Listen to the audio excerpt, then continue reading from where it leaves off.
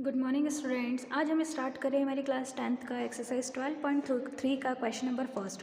Question number first आपको given है, आकृति 12.19 में छायांकित भाग का क्षेत्रफल ज्ञात कीजिए यदि PQ 24 है, PR 7 सेंटीमीटर है और क्या है, वृत्त का केंद्र है। ये आपको डायग्राम दे रखा है, इसमें आपको ये शेडेड रीजन क्या करना है, छायांकित भाग का क्षेत्रफल निकालना है, जिसमें आपको PQ की वैल्यू 24 दे रखी है, PR कितना है 7 है और O जो है इसका वृत्त का क्या है, केंद्र है। आपको 12.3 का फर्स्ट क्वेश्चन इंग्लिश में गिवन है, find the area of the shaded region in figure 12.19 if PQ is equals to 24 centimetre and PR is equals to 7 and O is the centre of the circle. O क्या है, centre है किसका, circle का। PR की value कितनी है, ये PQ की वैल्यू कितनी है 24 है और जो आपका PR है ये कितना है 7 सेंटीमीटर गिवन है। 12.3 का क्वेश्चन नंबर फर्स्ट जो गिवन है उसमें क्या गिवन है, PQ 24 है, PR 7 सेंटीमीटर है और एंगल RPQ कितना है 90 है। ये RP और Q ये आपका कितने डिग्री का एंगल बन रहा है, 90 डिग्री का एंगल। अब हम क्या करते हैं, हमें ये वाली साइड पता है, PQ की वैल्यू मालूम है, PR की वैल्यू मालूम है, ठीक है। PQ की वैल्यू कितनी है यहाँ से 24, मैंने अलग से इसको ड्रॉ करके दिखाया हुआ है, और PR की वैल्यू कितनी है 7 है। हमें QR की वैल्यू निकालनी है, ठीक है। किसकी वैल्यू फाइंड करनी है, QR। अगर हम QR की वैल्यू फाइंड कर लें तो एक तरह से हम सर्कल का डायमीटर भी फाइंड कर सकते हैं, वृत्त का व्यास भी निकाल सकते हैं, क्योंकि दोनों एक ही हैं। तो हम क्या लेते हैं, इन ट्रायंगल PQR त्रिभुज PQR में क्या लगाते हैं, पाइथागोरस थ्योरम लगाते हैं, जो कि होती है hypotenuse square is equals to perpendicular square plus base square. Hypotenuse मतलब कर्ण का वर्ग बराबर लंब का वर्ग धन का आधार का वर्ग। आपका हाइपोटेनियस कितना है, RQ है, इसका स्क्वायर हो गया इज इक्वल्स टू लंब परपेंडिकुलर है आपका कितना है, PQ है, PQ स्क्वायर प्लस आधार कितना है PR, इसका क्या हो जाएगा, स्क्वायर हो जाएगा। अब यहाँ पर RQ square is equals to हो जाएगा, PQ की वैल्यू कितनी है यहाँ से 24 का स्क्वायर प्लस PR कितना है 7 का स्क्वायर। 24 इंटू 24 होएगा 576 प्लस 7 जो कितना हो जाएगा आपका 49। दोनों का सम किया कितना आया 625। स्क्वायर हटाएंगे क्या लगेगा, रूट। तो RQ की वैल्यू यहाँ पर 6 to 5 का आप लिख सकते हो 25 इंटू 25। यहाँ से एक पेरेंट 25 की बाहर आएगी तो आपका आंसर आएगा RQ इज इक्वल्स टू 25। ये हमने जो फाइंड किया हुआ है वो क्या फाइंड किया हुआ है, इसका हाइपोटेनियस निकाला है 25 सेंटीमीटर। लेकिन ये इसका हाइपोटेनियस तो है ही, लेकिन साथ में इस वृत्त का, इस सर्कल का क्या है, डायमीटर भी है।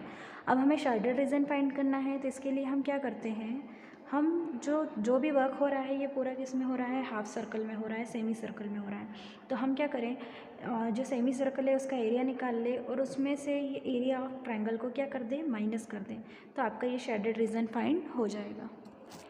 जो भी मैंने वैल्यू फाइंड की है 25, वो क्या है, सर्कल का डायमीटर है, व्यास है जो कि 25 है और उस ट्रायंगल की साइड भी है, और रेडियस कितनी आ जाएगी 25/2 आ जाएगी। अब area of shaded reason find करना है, तो उसके लिए हम एरिया ऑफ सेमी सर्कल में से एरिया ऑफ ट्रायंगल को क्या कर देंगे, माइनस कर देंगे।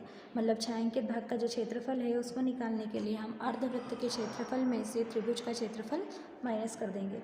अर्धवृत्त यानी वृत्त का क्षेत्रफल है πr स्क्वायर, तो अर्धवृत्त होगा 1/2 πr स्क्वायर माइनस ट्रायंगल का एरिया मतलब त्रिभुज का क्षेत्रफल कितना है 1/2 बेस इंटू हाइट, क्योंकि राइट एंगल ट्रायंगल है उसके लिए फॉर्मूला यही लगेगा, ठीक है। 1/2 लिखा, पाई की वैल्यू 22/7, r है 25/2 तो 2 टाइम्स लिखेंगे माइनस 1/2। ब्रेथ कितनी है आपकी 7 और हाइट कितनी हो जाएगी 12। अब ये ब्रेथ और हाइट हमने कहाँ से फाइंड की है, ये आप इधर से देख सकते हैं। आपके इस ट्रायंगल में जो आपका बेस है वो आपकी ब्रेथ है और जो आपका हाइपोटेनियस है वो कितना है 24 है, और यही क्या है, आपकी हाइट गिवन है। अब हम इसको सॉल्व करते हैं, 2 1 2, 2 1 2, 2 1 2, ठीक है। यहाँ बचेगा 11 इंटू 25 और 25 divided by 7 into 2 into 2 minus 2 1 2, 2 1 2, 2 2 4।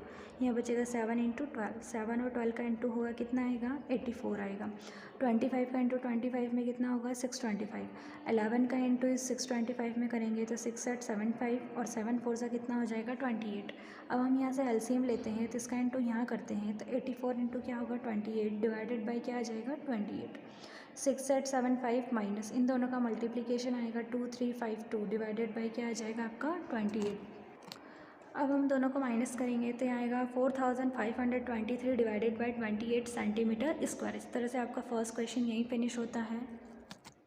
अब हम क्वेश्चन नंबर सेकंड स्टार्ट करते हैं। Find the area of shaded region in figure 12.20 if radius of two concentric circles with the centre O and O R 7 centimetre and 14 centimetre respectively and angle A O C कितना है 40 degree है। मतलब ये जो two circle है concentric circle है, मतलब एक ही उसका सेंटर पॉइंट है और एक सेंटर पॉइंट से हमने दो सर्कल ड्रॉ किए हुए हैं, ठीक है। और इसमें एक की रेडियस 7 है, देन सेकंड की कितनी है 14 है। एंगल ए ओ सी कितना है आपका 40 डिग्री है। आपको ये जो शेडेड रीजन है इसका एरिया क्या करना है, फाइंड करना है।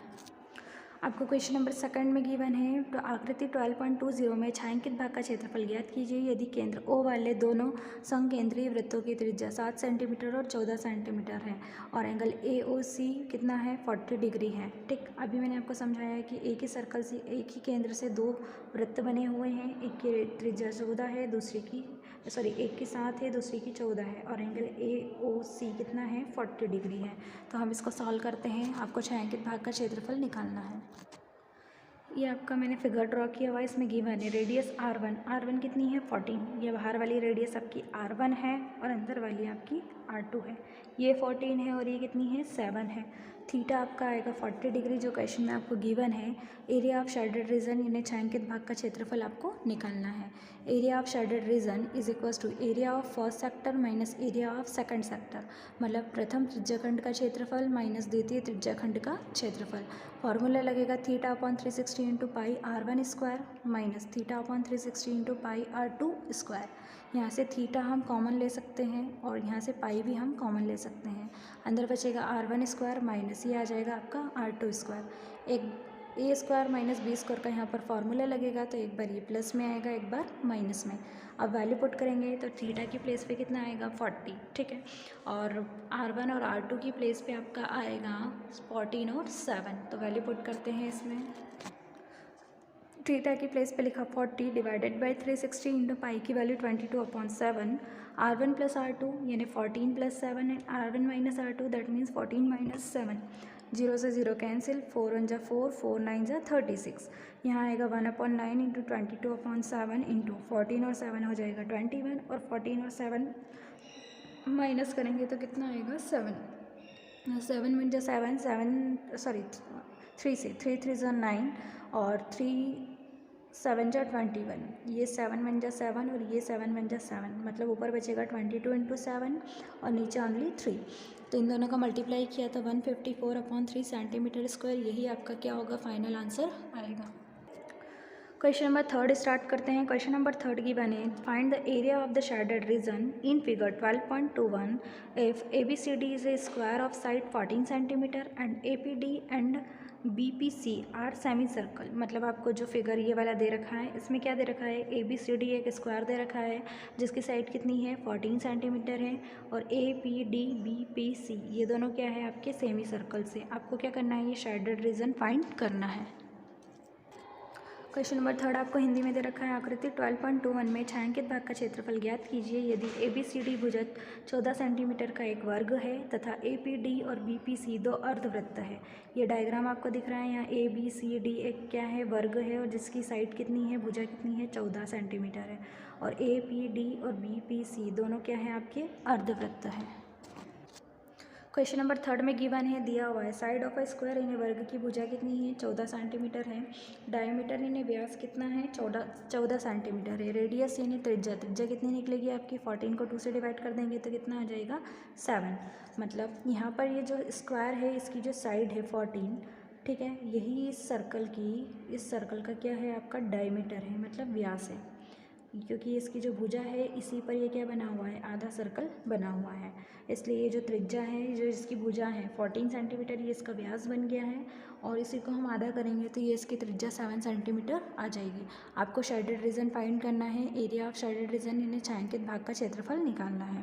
तो area of shaded region is equals to area of square minus area of circle. हमने क्या किया है छायांकित भाग का क्षेत्रफल निकालने के लिए वर्ग के क्षेत्रफल में से वृत्त का क्षेत्रफल माइनस किया है। कैसे, ये एक वर्ग है, ठीक है, इसके क्षेत्रफल में से ये आधा वृत्त और आधा वृत्त दोनों मिलकर ये आधा और इधर से ये आधा मिलकर के पूरा एक वृत्त बनाएंगे, ठीक है। तो इस पूरे वृत्त का क्षेत्रफल अगर हम निकाल लें तो ये दोनों इसमें काउंट हो जाएंगे और ये जो वर्ग है इसके क्षेत्रफल में से हम इन दोनों आधे वृत्त को मिलाकर एक वृत्त बना करके इसका क्षेत्रफल अगर माइनस कर दें तो जो बचा हुआ पार्ट है ये वाला, ये फाइंड हो जाएगा।